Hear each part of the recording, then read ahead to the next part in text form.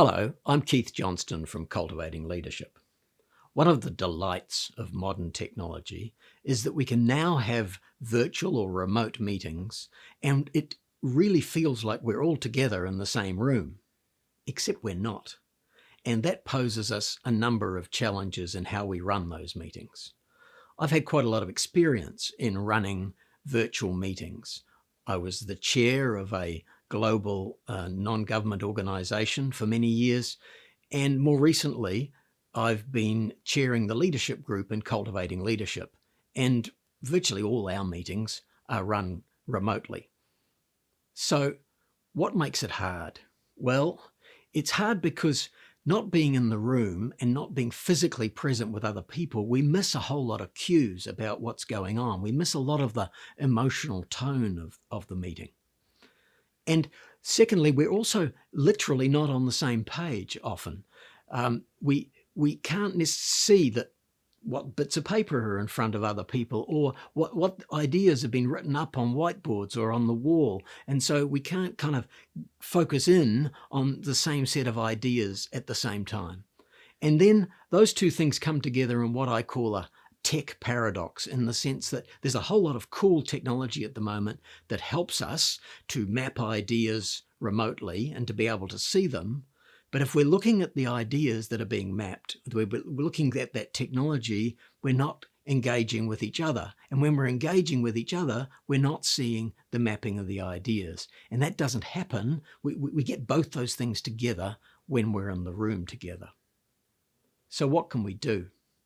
I've got 5 suggestions here for ways to make running your virtual meetings more effective. The first is work around the technology and have a backup. There's 2 ideas in there. What we're trying to do is to work around these tech limitations. For example, you need people to mute their computers or phones when they're not speaking. And you need to pause and give them time to come off mute so that they can engage. Sometimes I kind of line them up in a bit of an order to help smooth that process. Secondly, you need people to get off their phones. Oh, sorry. I'll just take this. No, I think I won't. No. So, and because we don't multitask, even though we kind of think we do. So putting their phones at arm's reach is a way of helping to do that. And thirdly, people need to have some form of backup for when the tech goes down. Because what happens is, Keith, we're losing you. Oh, I only heard 3 words there. Oh, okay. Can you repeat that? Oh, no, oops, he's frozen and gone. And often the technology doesn't always serve. We have problems with bandwidth. We have problems with the way some things sync. People need to have a backup for how they're going to call in and put less demand on the system. So work around the tech and have a backup. Second idea is focus on helping people to be more present. We usually start our meetings now by having us center, whether we're sitting or standing, have us feel grounded. Take some deep breaths, be in our bodies when we're in this remote connection with other people. Also, as part of being more present, we need to scan what's going on in our system. And we're wanting to scan what's going on in our system to look out for the multiple perspectives that people bring, because in these complex times, what we're wanting to do is to bring in a whole range of diverse views so that we can try different things out and take things forward. To do that, we use a process we call the complexity check-in. And I'll just say a little bit about this because we find it incredibly valuable. We begin each of our meetings by posing a question to everybody. A question might be, what are you bringing? What are you seeking? It might perhaps relate a little more to the topic of the meeting. And then we give people a little bit of time to reflect on that, make some notes, and we go around the whole room and everybody gets a chance to speak into that topic. We could allow it to take a long time. It can take half a day, or we could try and do it in 3 or 5 minutes.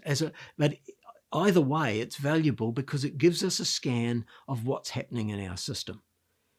And then the second thing we do is we stop and we go around again and get people to observe what they're seeing. What patterns are they seeing? That have emerged from the conversation. That one's reasonably straightforward. Second, what outliers do they see? That one's a bit trickier, but there are people, often we try and all clump together in our views and we say, oh, we're all agreed here, but the outliers are really important because they give us different perspectives on the system. Thirdly, what's not being said? Sometimes that's the hardest thing at all, but it helps us to focus on, oh, that's interesting. There's something that tells us that wasn't mentioned as we go around.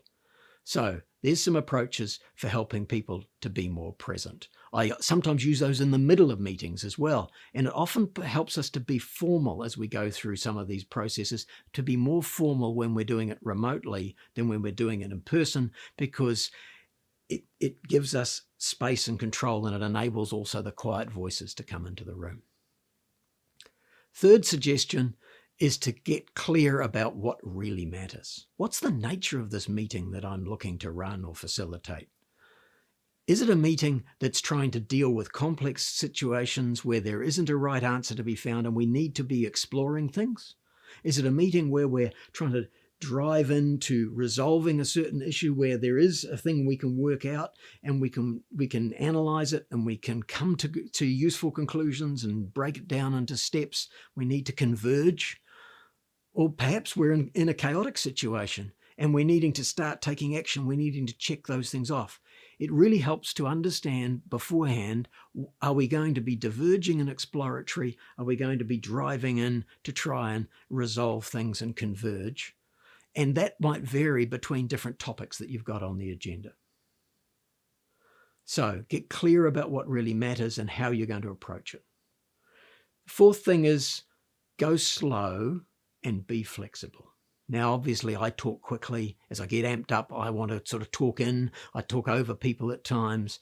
How do I slow myself down and give space for the topic that we've got in front of us? And how do I, as the facilitator or the chair, make sure I'm creating the space for people to really engage in that topic, making sure that all those voices are coming into the room? That means putting less on the agenda. And it also means being flexible about the agenda as I go and responding to different things that emerge. My final suggestion is I find that in chairing a remote meeting, a virtual meeting, I chair more actively and I try and chair more openly. And what do I mean by that? By being active, I mean I do more summarizing. I do more of trying to frame things up. I do more of saying, okay, this is the process we're going to use at this point. Because people can't necessarily see the same things, I need to be partly playing the role of the visual signboard while enabling people to see other people. So what I'm doing is to try and do that almost signing of the structure of the meeting and being quite explicit about that. And then as being open about that, I can be explicit and we can discuss whether or not that's the way we want to structure things, whether that or not that's the way we want to take things forward. And also it helps, I find, to be propositional. Again, it's a structuring move to say, well, I'm hearing that we've got three options here. Here they are. How does that sound to people? Which one do they prefer? Or here's an idea of how we might go forward. Here, I put up a proposition and allow people to respond to that. And it's really important to do that in a way where it's clear that I'm being open and light about holding that proposition. This proposition is not necessarily the thing that the chair believes in. It may be, here's a way of helping frame it up for us to take the discussion forward, and I'm holding this lightly enough that we're able to move around it and not think, power has spoken, and therefore we must all align to what power has said. So, 5 suggestions on how to make your meetings more effective, your virtual meetings. They sound quite simple, and they need to be simple, and yet often they're a challenge to be able to hold and implement in the moment. But in my experience, that a set of simple principles or simple rules like these have helped me to lead meetings where we've been able to achieve results, often on very difficult subjects, when we're working from different parts of the world. And we've also had a whole lot of fun as we go along. I hope you can have that same experience. And can I also recommend that you go to our website, cultivatingleadership.com, and look at the series of blogs from Jennifer Garvey-Berger, one of our leaders, on how to be creative and connected while working in the virtual world. Thanks.